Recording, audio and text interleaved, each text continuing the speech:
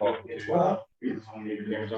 just getting ready to start a new year with the, work programs for HMPO. Coming up. We just finished the end of the year.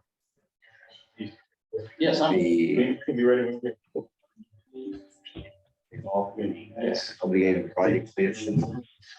I guess we're doing. Get the meeting started, we'll call it to order. Welcome, everybody. And Andy, you want to do the roll call for us? Yes, sir. Welcome everybody to our first meeting of the year. I'm going to go ahead and take roll call. See a few new faces, so welcome to the TCCC.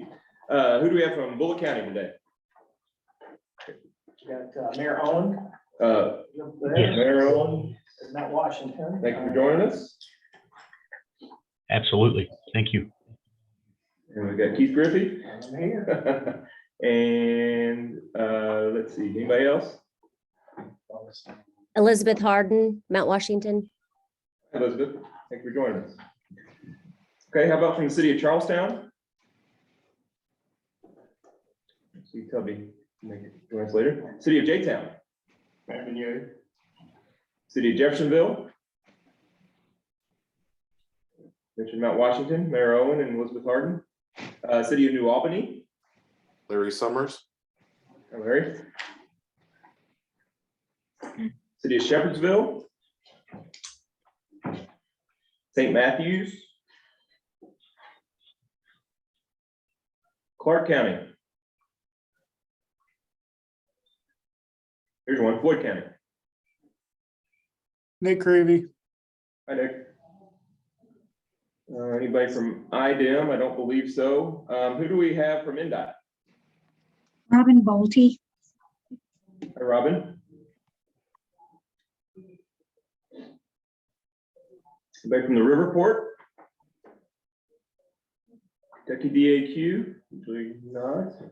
KYTC. Isidro go. Isidro. Tom Hall with District 5. Hi, Tom. Anybody else online? Kevin, doesn't look like it. Okay, thank you guys for joining us. How about Metro APCD? We usually have a few. Looks like we do again today. Craig Butler too. Hi, Craig. Hi, it's Michelle. Hi, Michelle. And Byron's on too. hi, Byron. How about Bradley? Yeah, I'm here. Can you hear me? How about that? Yeah, I got you. Four of you. Thank you all for joining us. Who else from Louisville Metro? Amanda Duffridge here. Beth Stuber for Emily Lou and Planning Design. Hi, Beth. Good to see you. As we keep going down the list, anybody from the airport? I think so. Oldham County. Jim Urban. Jim?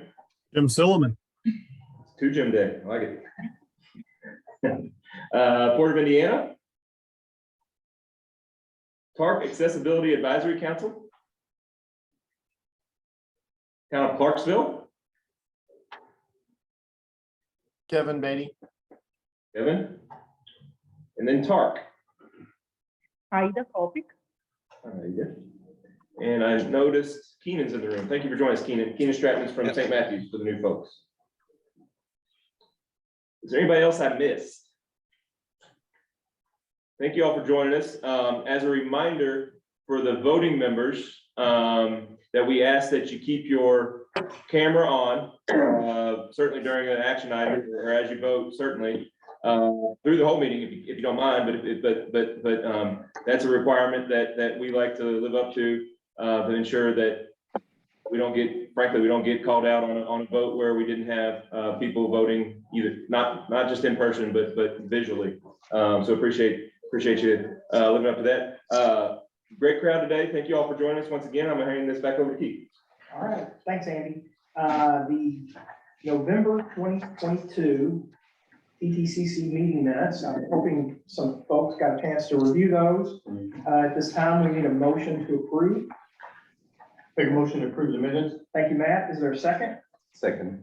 We got a second. Thank you. All in favor, say aye or raise your hand. Aye. All right, moving on. TPC report, Andy, you are up. Yes, sir. It's been a while since both we met and the TPC met. And so our last TPC meeting was the annual meeting, TPC meeting, if you will, and many of y'all were there. It was hosted out in Oldham County at the John Black Center.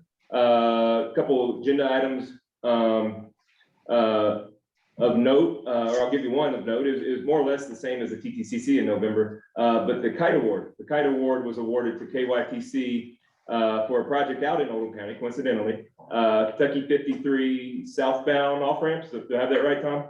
That project was our 2022 Kite Award winning project.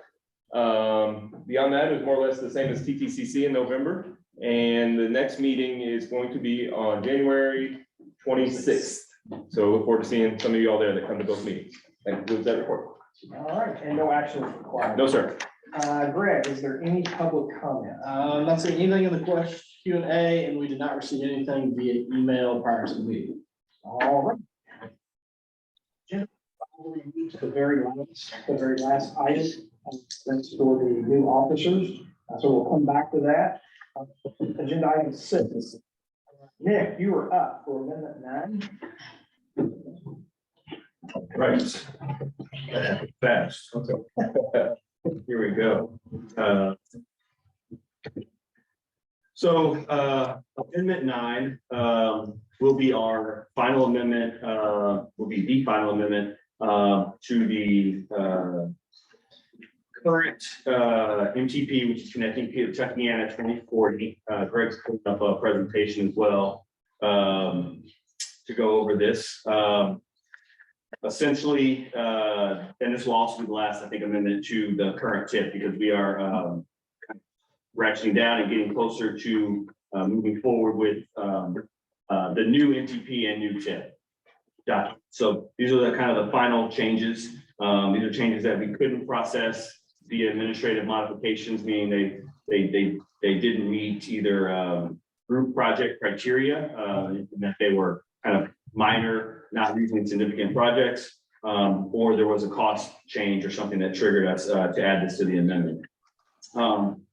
Real quickly, for folks who don't know, the timeline for this started back in December. Really, it started at the end of October. October 31st was the deadline for project sponsors to submit new projects and project changes as we develop the new MTP and TIP. And so we went through and identified any projects that had fiscal year 23 funding, and we tried to either add them to our TIP via administrative modification, and those that we couldn't and that we had time for, we're adding it to this amendment 9. One caveat to that is due to time constraints and the process it takes to perform air quality conformity activities, we were not able to include some non-exempt air quality projects, in essence, projects that are adding capacity to the network at this time, because we're so close to performing air quality for our new MTP and TIP. If anyone has questions about that, let me know. It is a little bit complicated. So schedule kind of starts from December. Staff reviewed all of these projects and the details included in them. We had a kind of a back and forth with the interagency consultation group. That's a group made up of federal and state agencies, including EPA, Federal Highways, Kentucky and Indiana, Federal Transit Administration, IDEM, which is Department of Environmental Management in Indiana, and Kentucky Division of Air Quality, along with the state DOTs as well, to cover all of these projects. We then went out to the public for our public comment period, which lasts 15 days, and it started on the 23rd of December. We did receive comments. Those comments have been sent on to the Transportation Policy Committee, as is our policy requirement.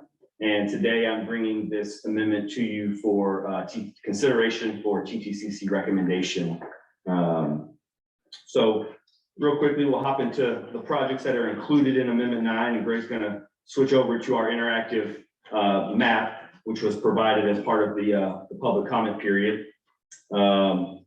The first project on the list in your packet is NDOT I-64 added travel lanes. It's not a new project. but the cost went up significantly from 46 million to 138. You can see the bulk of that in the construction phase. We have been seeing over the last year and a half extremely high increases in construction costs, whether it's related to inflation, materials, acquisition, or just general updated design estimates. So we brought this back out to the public for this project to get comments on that. But essentially there are added travel lanes being made from Spring Street to US 150 in western Floyd County. There's also some added travel lanes on a portion of I-64 going towards 265. Next, we have another NDOT project. It's basically some maintenance rehab work on I-64. This project exceeded the costs for our group projects, as you can see by the estimated cost being roughly $59 million. We're done it now, Mills, mostly in Harrison County, to what that's worth. Right, that is a crossover project. And as you can see represented on this map here, a portion of it is in Floyd County though. The next project is I-65 and Veterans Parkway.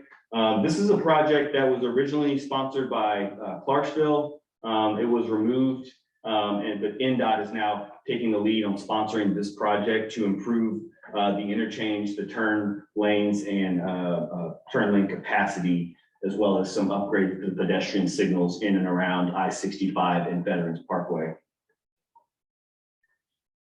The next project is another intersection improvement project at State Route 60 and Perry Crossing Road. Following that, we have the removal of a KYTC project on I-65. So essentially this project that we're removing is being broken out into separate projects. So you will see the 2 or 3 projects after this that make up what is essentially this larger project, which was included the Hill Street, Brook Street, and Jacob Broadway bridges. So we're removing that project, and KYTC is essentially breaking out those 3 smaller bridges, or 3 bridge components, not necessarily small. So you see that with the I-65 bridge at Hill and the CSX Railroad at Burnett, as well as I-65 bridge at East Kentucky and South Brook, and separately, there's an I-264 bridge project at the P&L Railway. Last but not least, there is a final project in Oldham County that the cabinet is pursuing. It's a maintenance project on I-71 for about 8 miles stretch there. Those are all the projects that are included in Amendment 9. Included in your packet is also air quality conformity documentation that Randy Simon, my colleague, provided. I can take any questions or comments at this time. Otherwise, I think we'll move on to the action that's requested. And I'll make a comment real quick, Nick. It's worth noting to the air quality folks in the room, or everybody in the room for that matter, that this amendment and the air quality conformity analysis for this amendment was the first use of the new budgets, the new NOx and VOC budgets that we must have because of us being non-attainment and soon to be maintenance, I suppose, for ground level ozone. So it did pass not only our old budgets, which were easier to pass, but also our new budgets, which were quite frankly much tougher to pass, much tighter, but nonetheless it passed by a good margin. good point. So the action that is requested is for TTCC to recommend TPC approval of Amendment 9 to the Connecting Kentucky and the 2040 NTP and the fiscal year 2025 Transportation Improvement Program. Okay. Any other questions or comments? Is there a motion to move this on to TPC?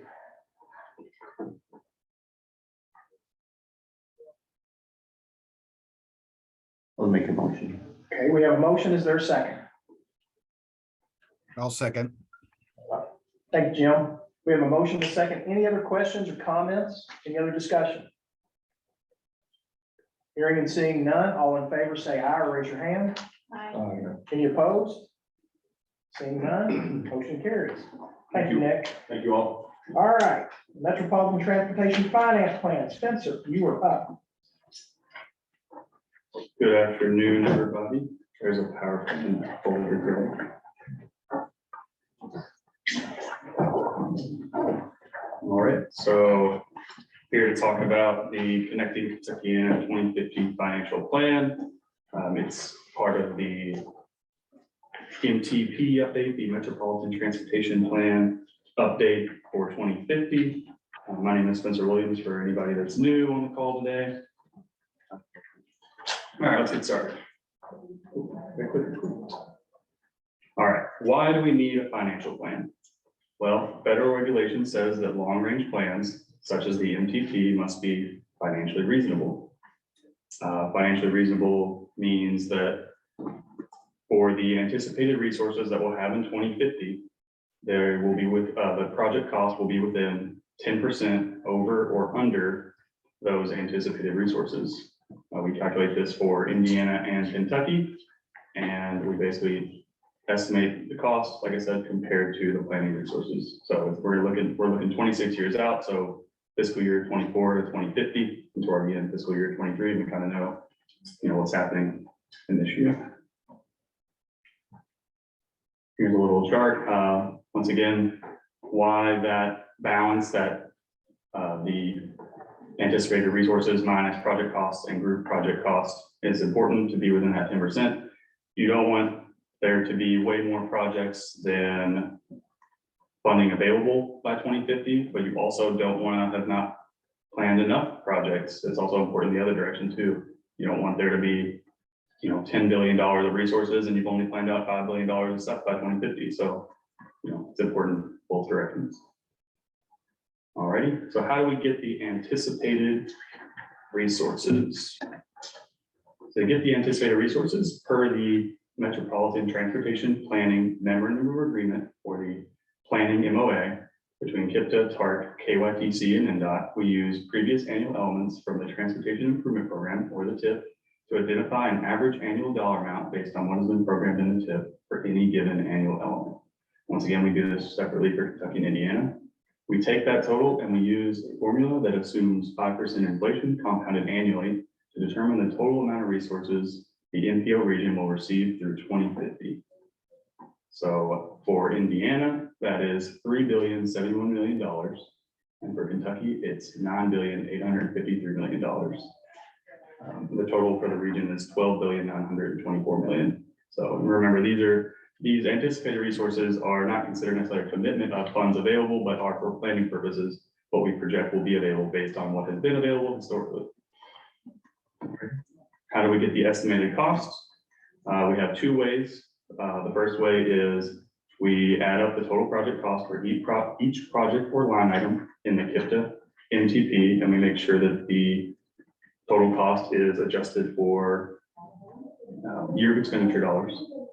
And then the second way is we estimate based upon prior spending and adjusted for inflation, the total group project cost for every year after the current TIP through 2050. So what that means is, we add those together to get the total cost. Real quick reminder, just in case for anybody new or in case you forgot, group project is a project that meets the criteria to be a group project.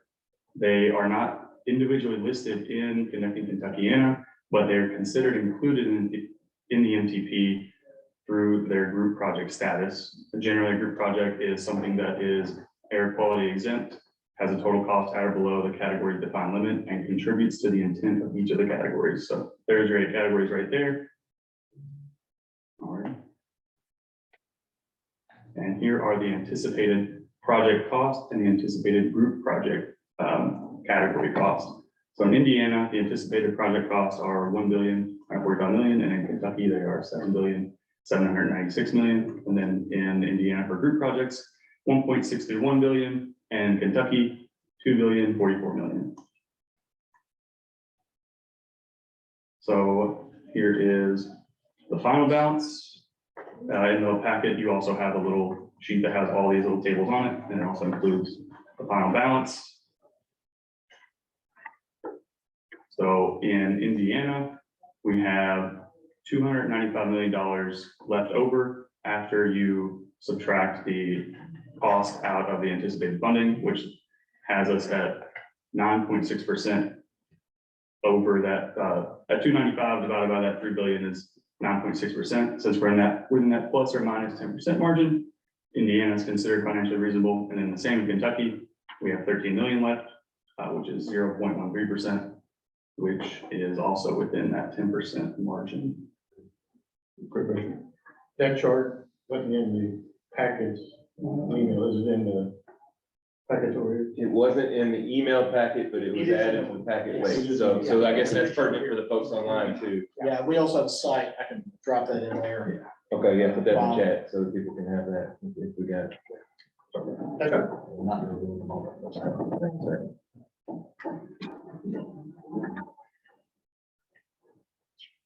Yeah, I will say like that group project costs, those are kind of large.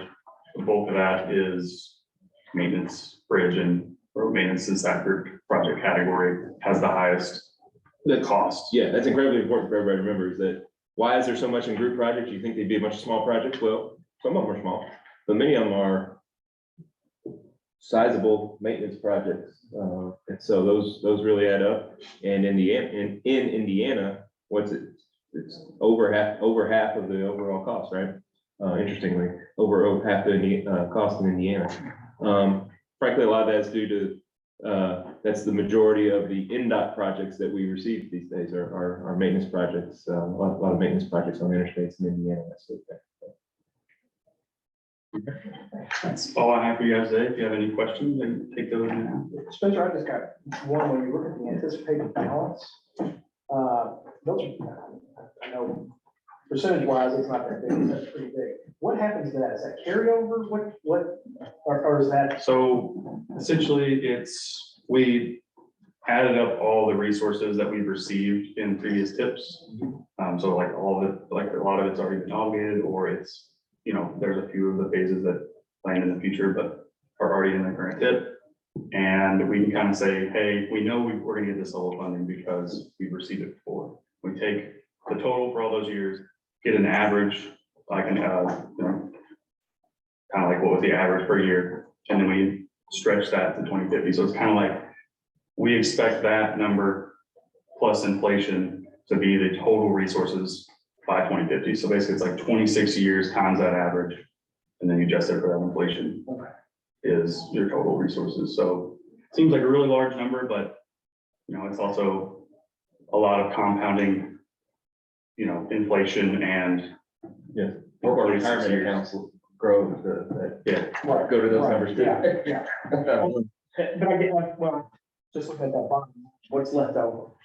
So- Is that, and again, we're talking about 2050, so I'll look here, but somebody will. I mean, the 2050, the leftover is pretty much like, it's not really leftover per se, it's more It's a like, buffer. yeah, it's kind of like, we have this many things planned out, or with the group projects, we think there will be this amount of group projects adjusted for inflation by 2050, and that's how much money that we projected would be kind of like left over. You're within the guidelines of what we have to do for this, so that's the important part. Yes, regionally, it's even closer, right? Because Yeah. the Kentucky number is much larger regionally. It's what, 5 or fewer percent, Yeah. 3, 4, 5%, somewhere in that range. And yes, there is money left over. Keep in mind, beyond 2035, and then we're going out to 2050 with our new long range plan for the new folks. Our new long range plan to be adopted here in the next few months is going out to the year 2050, and so that's 10 more years of compound interest, so to speak. And those projects in those out years, or the lack thereof even, it exists, 2040 to 2050, we don't have a firm grasp on like we do for the next few years and the 50 years, if you will. So there'll be plenty of need for the 295 million in Indiana and the extra 13 million in Kentucky by 2050. I can guarantee that. That's where I was going with that. That's great. So the action requested is to, Seek TTCC's recommendation to TPC to adopt the Connecting Kentucky and 2050 financial plan for the upcoming. so this body is to recommend this to the TPC for the financial plan. That's it for the show. Yeah, this is one of the last, or if not the very last, building block for the MTP adoption. This one is last, not because we're lazy or something like that, but it's last because we needed to account for all the projects that were submitted. And so it's not like we could have done this 6 months ago or 9 months ago. Right. It's last by nature. Mhm. All right, so we need a motion. I'll make that motion. Jim Sullivan. Thank you, Jim. Is there a second? Second. We got a second from Matt. Any other questions or comments, discussion? Seeing and hearing none, all in favor, say aye, raise your hand. Any opposed? Motion carries. Thank you, Spencer. All right, Alex, you are up. Your transportation plan. Thank you, Mr. Chair. Happy New Year, everybody. Just a quick update on the active transportation plan that is in our work plan to develop for the region in 2023. This is sort of a part 2 to the MPO Complete Streets policy that we formalized over the summer. And it's intended to really be a resource for our local governments and agencies to identify strengths and gaps in bike and pedestrian networks, provide best practice in addressing those for local agencies, and help to assist in the prioritization of future projects. To ensure that this does meet the needs of all the KIPTA region's jurisdictions, staff had asked in November for volunteers to convene an ATP working group to guide the development of the plan. The idea is this group will meet at least twice, possibly 3 times during the course of 2023.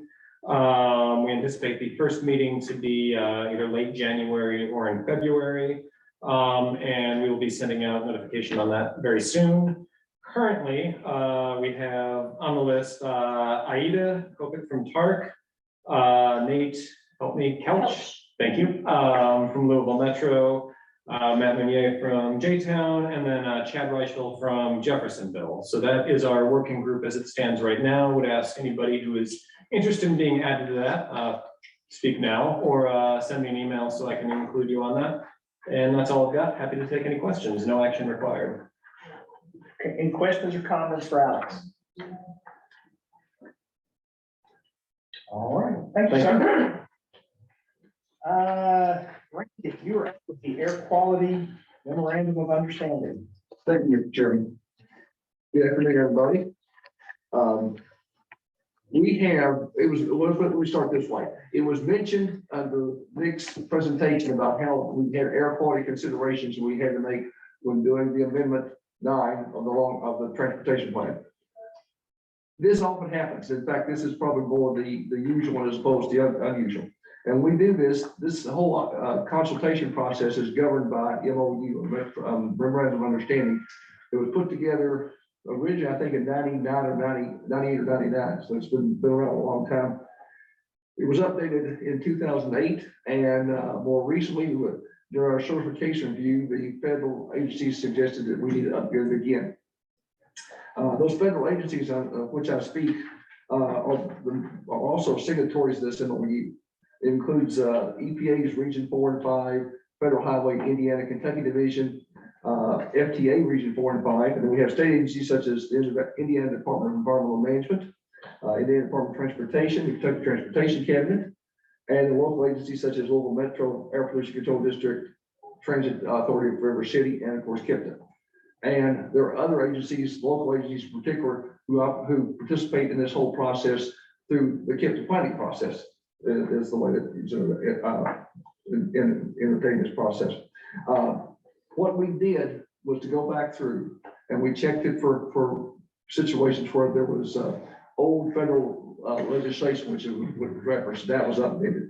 We changed some brand name statements like we used to say, I think Zoom meetings, we changed it to the more generic video conferencing.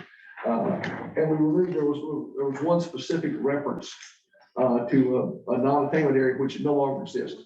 That area was at our outside, really outside our borders, but we were, because it was close to us, we were given responsibility to deal with that. But it's gone, so we took that out of there. There were, in essence, all of these things were minor. There wasn't a major change to it at all. And what I'm here today to tell you is to let you know that this is it. It's been done. The document is out at the agencies that I mentioned previously that are going to be signing the document. And if anybody, and so that's basically all I have to tell you. I'll just say if anybody has any questions, I'll be glad to answer, try to answer them. All right. Any questions for Randy? Just the no actions required. No action required on this, okay? All right, thank you, Randy. You're welcome. Alex, you're back up with Safe Streets. Thank you, again, Mr. Chair. Update on our Safe Streets Roads for All grant application. For those who are new to this body, Safe Streets and Roads for All is a new US DOT program aimed at reducing fatal and serious injury crashes. They had arranged it in such a way to really strongly encourage joint applications, especially at the MPO level. So last summer, TPC determined to apply using KIPTA on behalf of the region for funding to complete a regional action plan, individual local action plans for participating jurisdictions. And these action plans are analyze safety problems, identify biggest areas of concern, and create plans or prioritizations for addressing those safety concerns. 16 jurisdictions signed on with the application we submitted on September 15th, and we are still in the waiting pattern. It had originally been said late January was their estimate for getting back to folks. Now I see it's early 2023. So take that as you would like. But we are in the process of putting together a draft RFQ that we hope to circulate around over the next couple of weeks for participating jurisdictions. So when we hopefully do get the go-ahead from the feds, that we'll be ready to go with all possible speed on that. Our hope is that by late spring or early summer, we'd be able to get something going if we are fortunate enough to move forward, though obviously we'll have a better sense of that timeline if we actually do get the grant and are able to see that in person.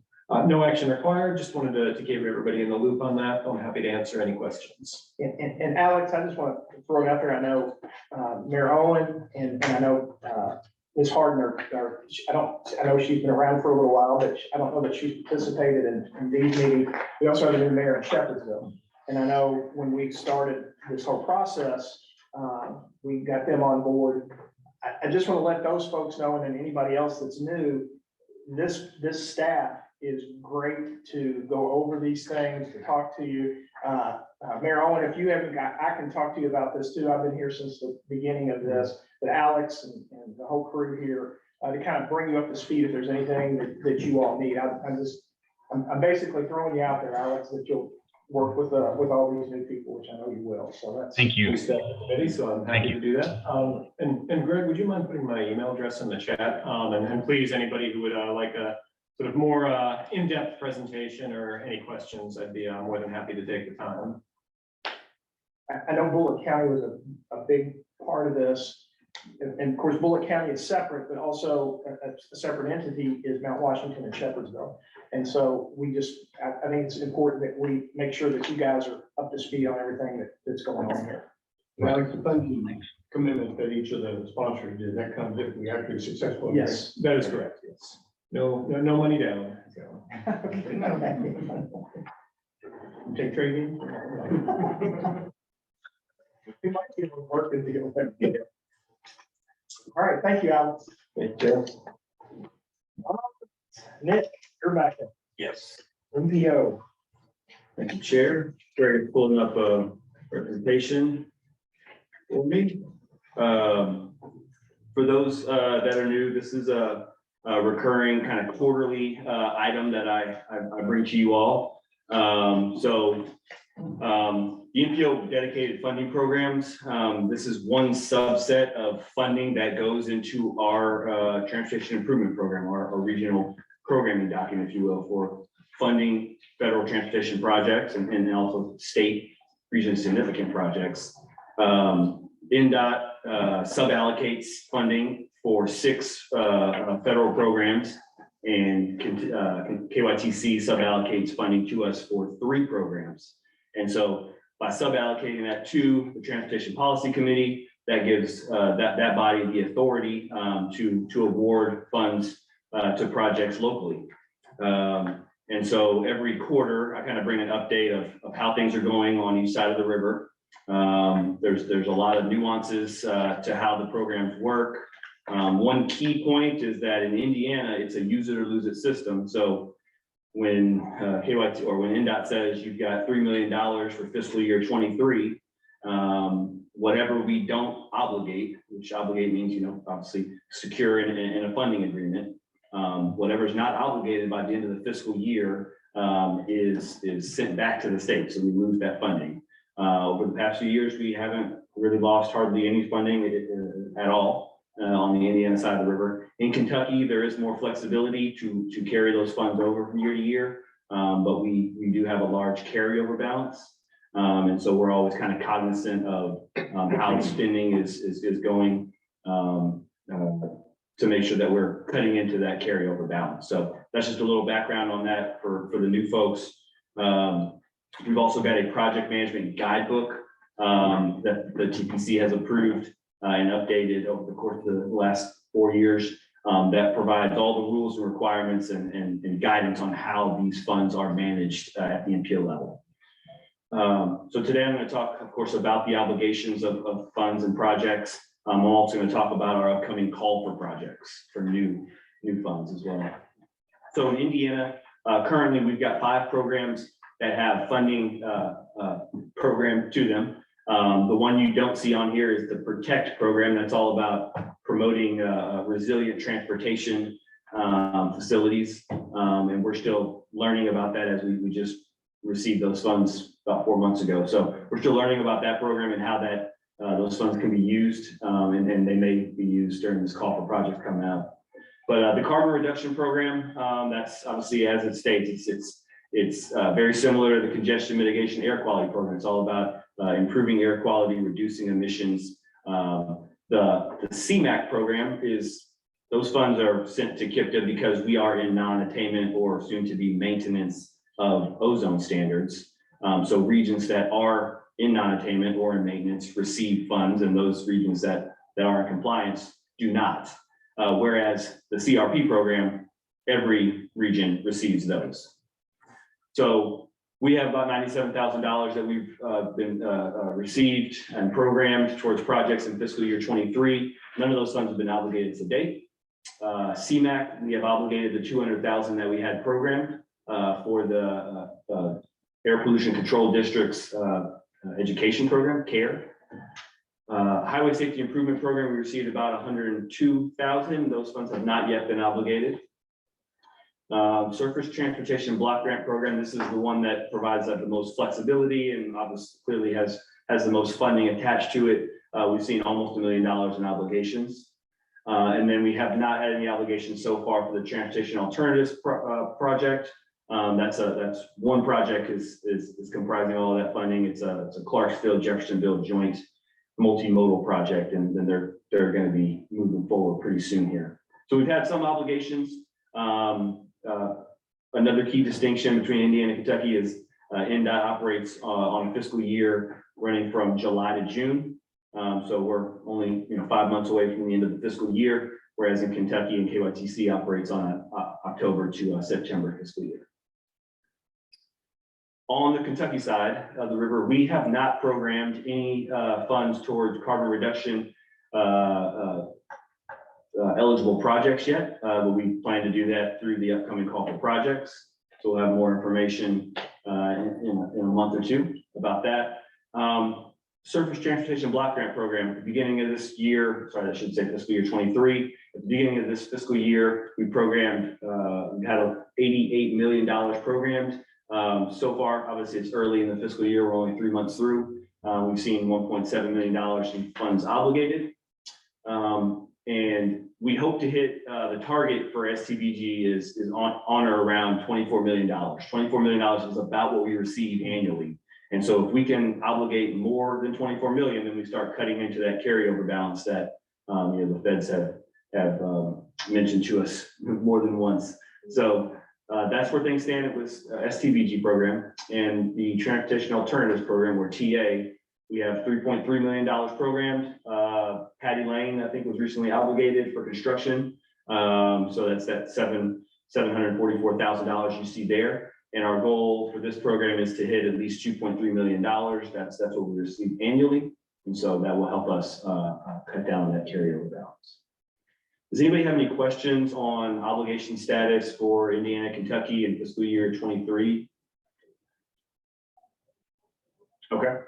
And I do not have any cost increases or phase shifts, so to present, so there's no action, but I do want to talk just briefly about the call for projects. Before I do that, two kind of obligations of note in New Albany, the State Street Congestion Mitigation Planning Study. Those funds were obligated, so that planning study, I think, is going to be getting going very shortly. And then, as I mentioned, the J-Town Patty Lane Sidewalk Improvement Project. Those funds were obligated to construct sidewalks on both sides of the road there. Now moving on to the call for projects. So the call for projects was announced in the summer. Applications were due by the end of October. We extended the deadline just a little bit. There was some confusion on the fact that there was 2 applications that needed to be submitted in tandem. What we received on the Indiana side of the river is 11 projects from 5 different sponsors, totaling $26 million in funding requests. We have $21 million in change available. We will need, the working group will be meeting to discuss that in a couple weeks from now. More to come on that. On the Kentucky side, there were 22 projects that were submitted by 2 different sponsors. These are existing projects that have already been in the pipeline, have already been selected for NPO dedicated funds in the past. The reason why these sponsors submitted them now is they either relinquished some funds in the past and are now asking to, regain control of funds for right-of-way construction, if you will. Also, there are transportation alternatives projects that have cost increase needs for which we don't have a process to kind of annually distribute cost increase funds to transportation alternatives projects. So there's a number of those projects that are in the pipeline. And we received $30 million in funding requests for those 22 projects. Obviously, we historically and precedent has been to kind of fully fund existing projects, but that'll be a discussion that the working group will have as well. The total funding available for all projects in Kentucky is $80 million. So if we fully fund those $30 million in projects, that leaves $50 million for new projects. And in Kentucky, on the new project side, we received 29 applications or 29 project applications from 10 different sponsors, totaling $111 million. So you can see how if all of those existing projects requests are met, there'll be $50 million in change for $111 million worth of projects. So those will be tough discussions that the TTCC working group will have to make. And obviously they make the initial funding recommendation, and those funding recommendations then come to this body, the TTCC, and then whatever TTCC decides, they can edit, revise those recommendations. Those are then sent on to TPC for their final approval. We're hoping to get all that wrapped up in February. This morning, I sent the 9 members of the TTCC working group an email with all of the project information. The last 2 months, staff has been spending a lot of time reviewing the applications, scoring the projects using our new GIS modeling system. And so all of the project information has been sent out to the working group members. For those that don't know, the working group is comprised of 9 agencies. 5 of those are standing agencies and 4 of them are rotating. The standing agencies are KIPTA, KYTC, NDOT, Louisville Metro, and TARC. Those are the 5 standing agencies. So they all have representation on this working group. And then the rotating members for this go around in Indiana, we've got Clarksville and Floyd County. And in Kentucky, we've got Oldham County and J-Town. So those 9 members received that email this morning. We're asking for them to kind of turn around their initial project rankings by Monday, the 23rd. That will allow staff on the 24th to kind of piece all of that together, aggregate those rankings, so that on the 25th, when the group meets for the first time, we have a starting place, and that's just a starting place for where the rankings stand. And there'll be discussion and evaluation from there in the first meeting, and more than likely lead into a second meeting on the 31st. There's also a side piece that the group will have to consider, which is making sure that all of the projects adhere to our new complete streets policy. So that's a new wrinkle to the call for projects process. I think that covers everything for the call for projects.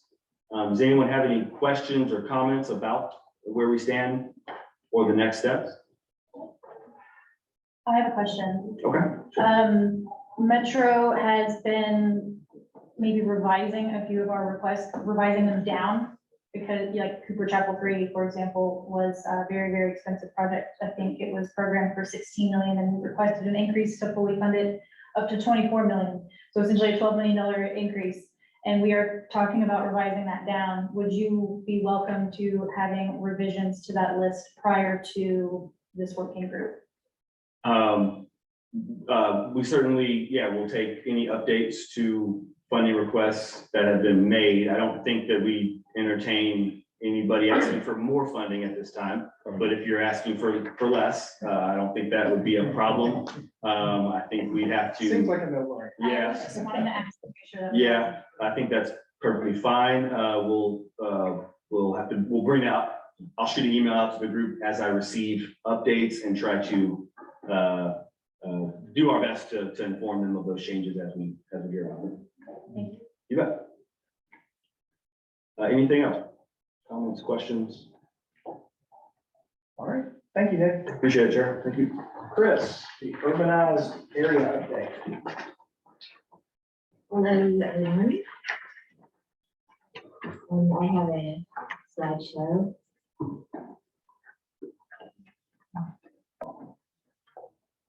For those that don't know me, I'm Chris Nicholas. This is my first time presenting to the group, so let's hope it goes well. Today I'm going to be presenting the 2020 Census Urbanized Area Update. Some of this information, many of you know, maybe not all of it. The urban areas are defined by the US Census Bureau. And as many of you know, an MPO is designated for each urbanized area with 50,000 or more people in it. Areas that have over 200,000 people are transportation management areas. The urbanized area boundaries are updated every 10 years after each decennial census. So this is the 2021. The 2020 census criteria is significantly different than it was in previous years, in the last 2 censuses in particular, and likely that had an effect on our boundary delineation. Some of the 2020 census data on the urbanized areas was released just late last year, but the maps have not yet been released. This could be released later this month, but really it's up to my little friends at the Census Bureau. For those of you that don't know, I used to work there. Changes have occurred within the Louisville Jefferson County UZA. We know that changes have occurred, but there's limitations to what can be inferred by the data and what it's going to mean to us without the maps. So we're going to have to wait and see where the boundary updates are. And this is a visual reminder of the 2010 census defined urbanized area boundary map. This is what we've been working with. But for 2020, we've got a big question mark at this time. And we'll be talking about this further as we have more information. I have a quick question. Sure. Talk about you have the data now, but you don't have the maps. Yeah, But is the maps generated by the data? Or is there a level of discretion? I would say yes, but they haven't released the maps yet. And the maps will be what governs over the data? Is that kind of what I'm hearing? I would say that the maps exist somewhere at the Census Bureau, but have not been published for public consumption quite yet, and it's been promised sometime this month, but like Alex mentioned for the other grant, it's just delayed. But the maps are generally based on the data that they have. Is that? Yes, They're probably processing Yes. through. yeah. I just don't know if there's a updates. distinction to be made there. There's some interesting nuggets at the end of this presentation that we can deduce a few things from the numbers that we have. So all we have now, by the way, are populations in the land areas. Mhm. Yeah, this is basically the beginning of this go-around's discussion on this, but there will be more to come for sure. Why is this important? The designation of the urban areas by Census Bureau has significant implications for various federal funded programs. Relative changes to our area are going to impact funding distributions in both Kentucky and Indiana.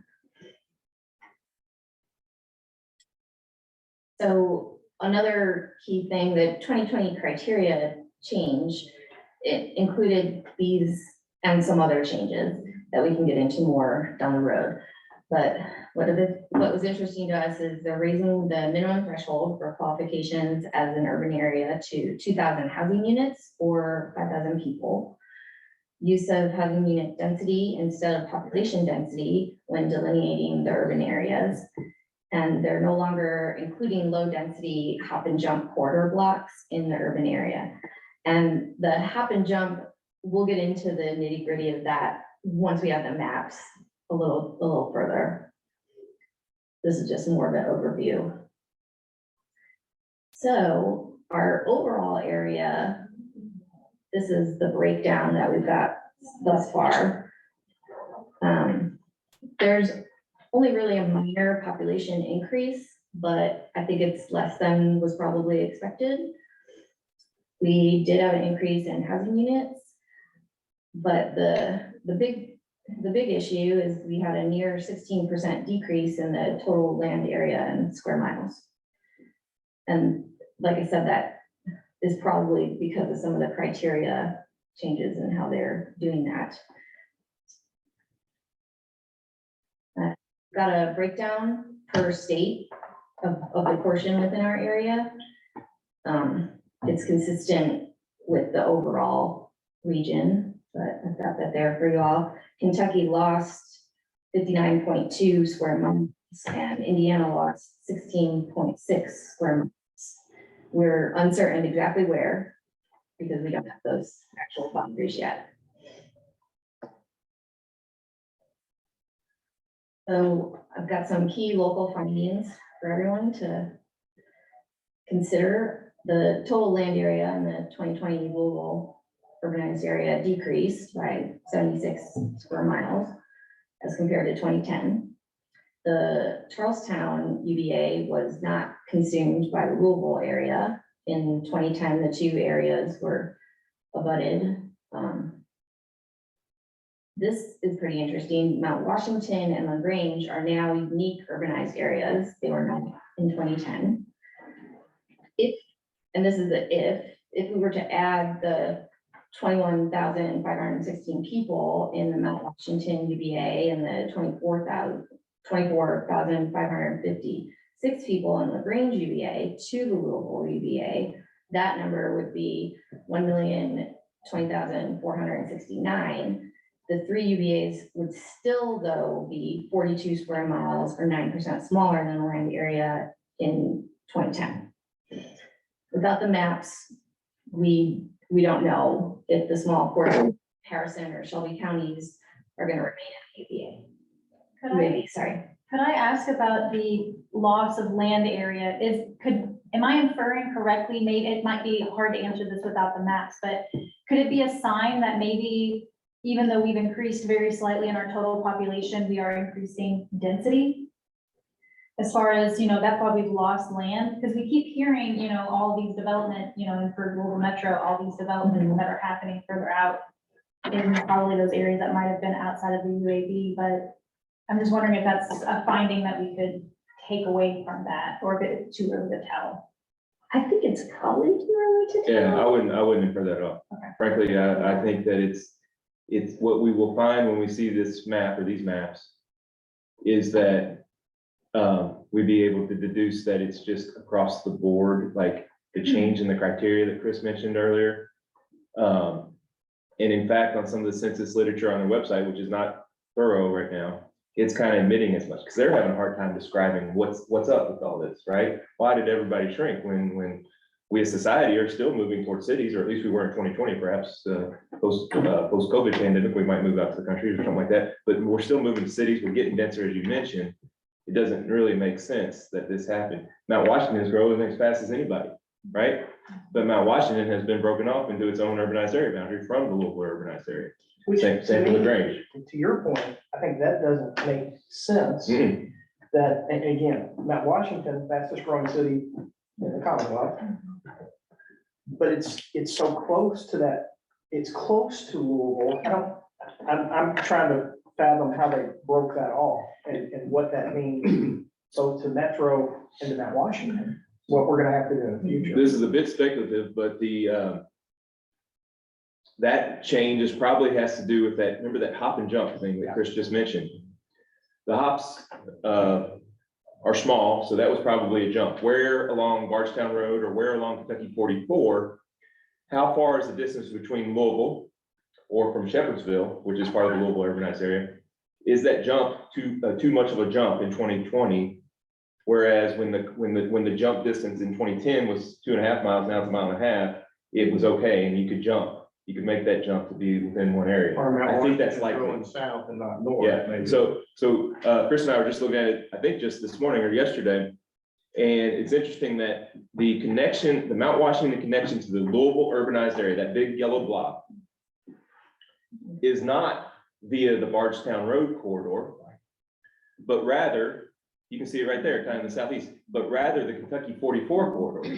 That is the Louisville area that goes south to Shepherdsville and effectively goes east to Mount Washington, as opposed to what we might suspect on a rapidly growing Bardstown Road corridor outside of Gene Snyder or southeast of Gene Snyder. We might have suspected, and I think I've either forgotten that or I didn't realize that until today, that there's a break there. And presumably there's still a break there, right? There's a break on the west side of Mount Washington, thus creating a new blob by itself. That is the 2020 Mount Washington urbanized area boundary. We're So, also saying that it might be the criteria changed. Yeah. yes, That hasn't yeah. changed, but the criteria changed, so there is throwing off all the That's right. That's right. potential map. I think it's maybe a two-edged sword here, in that they changed the criteria, and again, not exactly sure why, but they did. And then you've got the growth in a LaGrange or Mount Washington that is pretty massive on a percentage wise, it's very massive. So you've got those two things going. Again, when you look at this, coming down 65, you're getting off at Shepherdsville to go toward Mount Washington. Again, my first thought is the bypass coming down Bardstown Road. That apparently I'm 100% wrong on that, so. It's a mystery to us, right? So most of you all remember that, and there's a bit of this on the next slide, but in this regard, the Louisville urbanized area boundary, or Louisville urbanized area, was the largest urbanized area in the country under 1 million people. And that mattered to current and former KIPTA staff when it came to our performance measure setting. We didn't have to do something that those that were larger than 1 million had to do. Well, now, but mid-decade, we had that conversation with the Census Bureau because we weren't doing that until mid to late last decade. And we thought for certain we were over 1 million. In that yellow blob, there was very clearly over 1 million people there, probably 2012, 2013, because we had 972,000, I think it was. So small growth would have gotten us there. Well, so now the blob is smaller. Now two things have been sliced off. That is, LaGrange and Mount Washington have been sliced off, like the Charlestown blob you see in the north is unique, a unique color. And so we're going to have 3 we're gonna have 4 urbanized area boundaries where this map shows 2, right? Louisville and Charlestown. Chris mentioned this earlier, in 2010, the Charlestown and the Louisville ones were abutting each other. Why that was, we don't know. That doesn't make much sense. Why can't the big fish eat the little fish, so to speak? The big Louisville fish eat the little Charlestown fish? Well, we don't know, and we thought by 2020 that would certainly happen as River Ridge growth occurred. Well, apparently, a lot of these moves have gone the other way.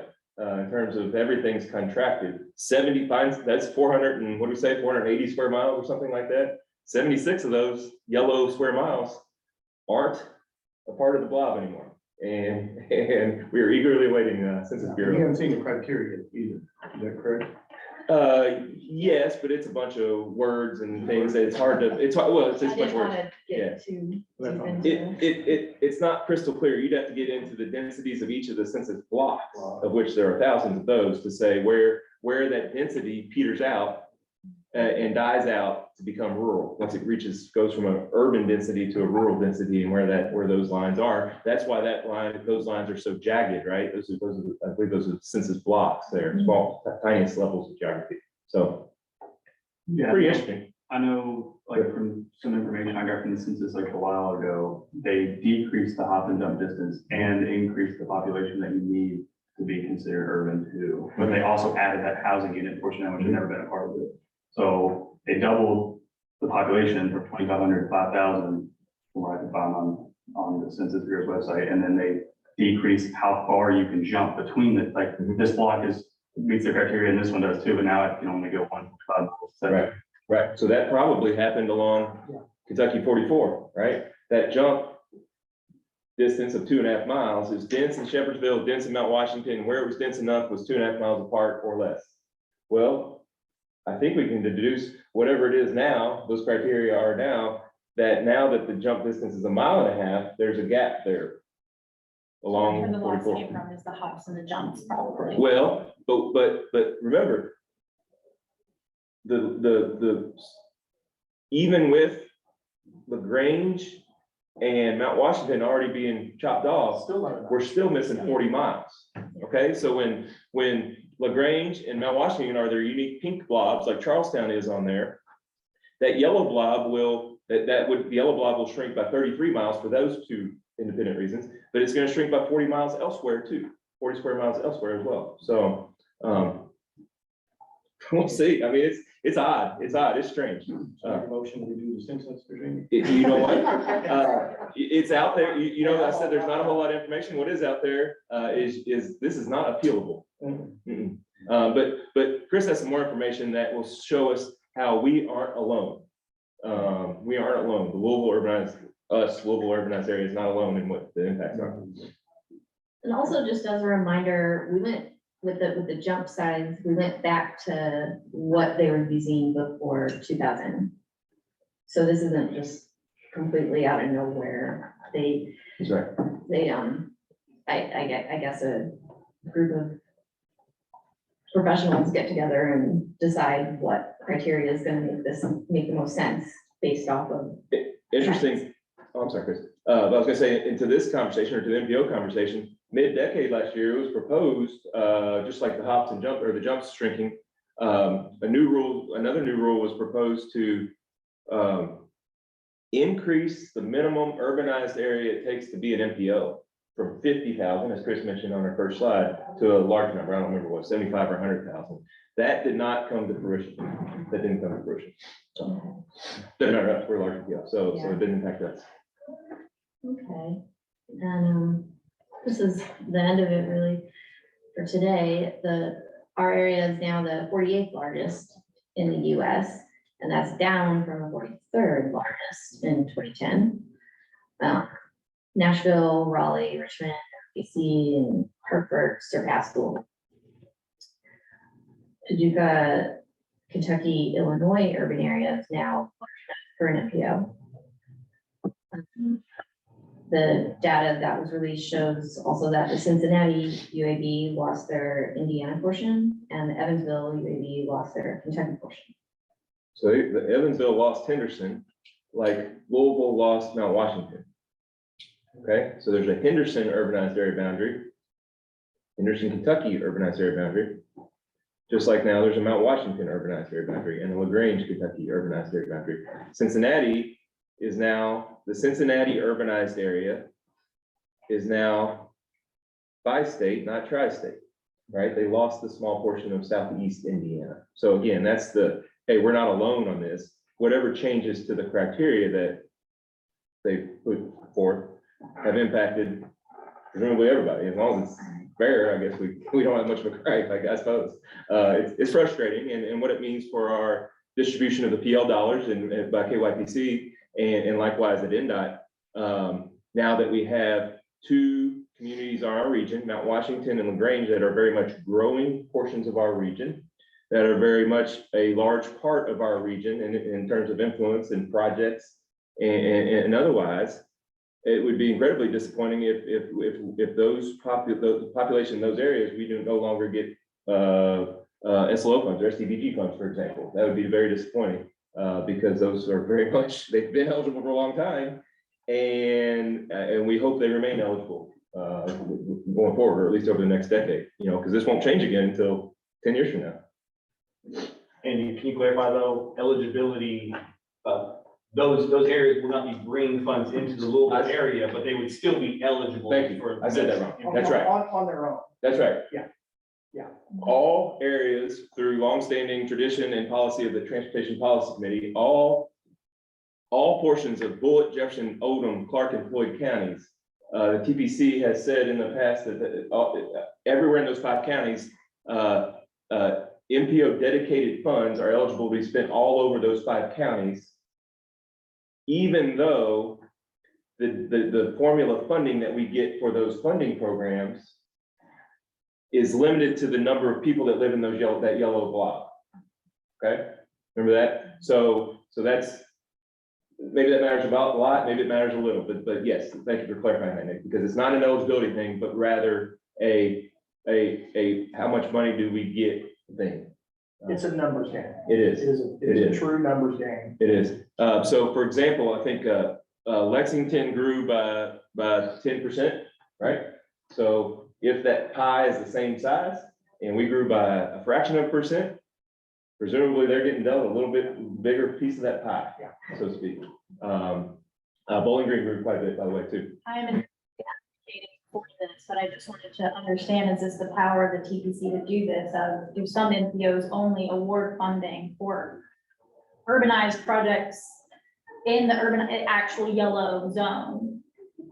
Could the TPC revise that and say, we only want to give projects to that yellow zone? You good? Okay, but for decades, KIPTA has been giving to the entire county because we kind of smoothed it out. And for those that don't know, at least, okay, we'll speak strictly for Indiana in this case. There are funds that Clark County and Floyd County over the years have made available, that have taken advantage of by coming to the urban table, the KIPTA table, and to the rural table, the rural NDOT table, if you will. And so that's been the way of the world, or the way of the Indiana world, I suppose. And so I guess what? I guess presumably if some of those 40 square miles, and Chris showed 16 square miles, if I'm not mistaken, were reduced in Indiana. So there's 16 square miles in Indiana that would fall under that category. They're now rural when they were urban. Again, they can, and frankly, they should. Why wouldn't you? And I might be misreading this, but I think the worst part about this is it almost puts Mount Washington and LaGrange in competition with Metro. And we worked really hard in the last, I know at least for the last few years, to not have that. I mean, again, I might be overblowing that, but if Mount Washington, I'm just gonna speak to the Bullitt County side, if Mount Washington's on its own, we're gonna fight tooth and nail to get everything. I mean, there's a lot more to this story, and you'll see a lot more of Chris, is what I guess what I'm trying to say over the next few months. Next month, presumably next month, there'll be a presentation that will say, hey, I talked to y'all in January, and now there's some maps. Yeah. And those maps will be very helpful, which we have right now. We thought we were gonna have them. They said fall 2022, and then they said December 2022, and then they released numbers, and they said maps will be coming in January 2023. So They could come out today. sure, it's possible. Anything's possible. But yeah, we're gonna be talking more about it. If anyone has any questions in the process and wants to get a hold of me or of course Andy, please feel free. And that's all I've got for now. Any other questions or comments for Chris? All right, Thank you. thank you. Chewbacca. Andy, I'm going to assume based on the time, you want me to do the abbreviated version here. Good. Okay. Just a relatively brief update on the long-range plan, the MTP planning process. And for folks who are new to TTCC, staff would be more than happy to give a sort of extended version of what the MTP is. Very briefly, just so everybody's caught up, it is federal regulation that each urbanized area has to carry out a continuous, comprehensive, cooperative, multimodal transportation planning process. And one of the biggest pieces of that is the MTP, which identifies regionally significant projects and priorities from the present to no less than 20 years in the future. And this particular update goes through 2050, as we've discussed a couple of spots already today. It's really a continuous process. We spent the last couple of years working up to this, setting goals, performance measures, various analyses, and community outreach, gathering priorities.